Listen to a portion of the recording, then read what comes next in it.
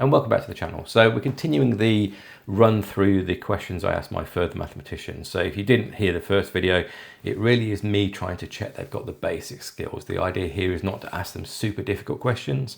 It's just to check they know the basics we need that we're going to build on. So in further maths, we move quickly. I tend to teach the whole of A-level maths in about 2.5 terms. So what's that? That's about 4 or 5 months worth of work. Okay, 2 questions here. Have a go at these questions. Again, not supposed to be too bad, just checking you've got the basic skills. All right, so first one. Now, the way to do these is, again, with all these questions, there are a few ways of doing it, but this is the way that I would do these questions. So first thing I would do is I would graph y equals, so in this case, y equals x minus 1. That's a straight line. It goes through -1. It has a positive gradient. And then I would think that I want the values that are below, because I want y less than that line. So therefore, I want all the values below the line. Great. First one done, relative.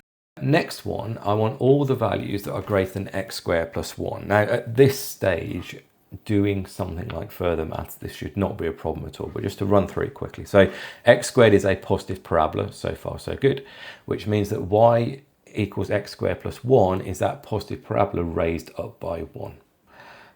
Again, not the hardest thing, but definitely something you should be okay with, because it's the kind of thing that I would assume when I'm teaching. I want all the values that are above the line, so therefore I want all the values that are inside the bowl, if you like.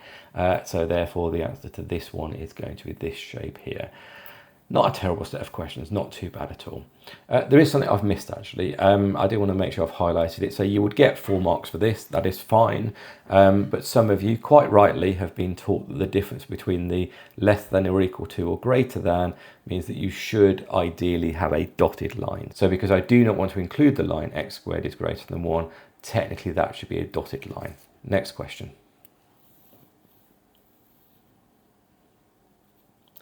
All right, so not a terrible coordinate geometry question. It's checking we know what all these things mean. Again, the second chapter that I cover is circles and answering a lot of circle theorem questions using coordinate geometry. So the difference between GCSE to A-level, and that be single maths or further maths, is you need to be pretty good on your perpendicular bisectors, because that's often how you find the center of the circle. So this question is not too bad at all. So let's just run through it quite quickly. So first bit, I've given 2 points, the points 2, 5 and 6, 3. What's the gradient of the line AB? Well, A to B, well, I'm going from 5 up to 3, so that's a drop of 2, and I'm doing that by going across by 4, so therefore my gradient is -2/4, which is -1/2. First bit, not too bad. Then I need the length of AB, so I have to think of this like Pythagoras. So I have to think, how far across do I go? Well, that's 2 to 6, which is 4. And how far up do I go? Well, it doesn't matter whether it's up or down, because I'm squaring the number anyway. So it's just the absolute value of the number. So the change is 2. So in other words, I'm working out using a right angle triangle, the square root of 6 minus 2 squared plus 5 minus 3 squared, which is the same as 4 squared plus 2 squared, which is 2√5. Now at this stage, read the question. Does it want it as 1 decimal place? Does it want an exact value? Well, it doesn't say, so 2√5 is perfectly fine. Next question, find the midpoint. You can see already, I mean, you can see it's written underneath, but this is obviously leading to find a perpendicular bisector. This could be part of a circles question, whereby you then have to find the points where 2 perpendicular bisectors meet, because that is the center of a circle. Again, at GCSE, this is 4, 5, 6, maybe even 7 marks, depending where it is on the exam.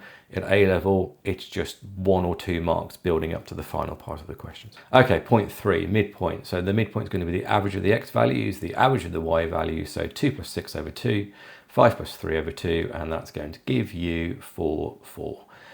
And finally, the equation of the perpendicular bisector. Now, in order to get the equation of a line, I need the gradient. Well, if it's perpendicular, it's going to be the negative reciprocal of -1/2, which is going to be 2. And then I'm going to use, now, in my other videos, I often talk about the idea of finding the C term, or y minus y1 equals mx. At A-level, definitely choose the second version. So if I pull it up, I'll talk about it quickly. So I'm using the formula y minus y1, where my y1 is this 4 here. So I'm using this coordinate I'm going through, equals 2x minus x1. All I have to do then is just rearrange it, and it falls out quite nicely to give me y equals 2x minus 4. There are lots of occasions, especially when we do some harder questions, whereby the gradient's some very difficult fraction, this is much easier than trying to solve a difficult fraction for C. So I would get in the habit of doing this version down here. Either way, that's all done. What I've done, I mean, obviously you can't do this in the exam, but in Desmos, I've just mocked it up quickly. So you can see A is top left, B is down here. That looks like a perpendicular bisector. So you can actually see the gradients 1 across 2 up, whereas the red line is 1 down and 2 across. So that is indeed perpendicular.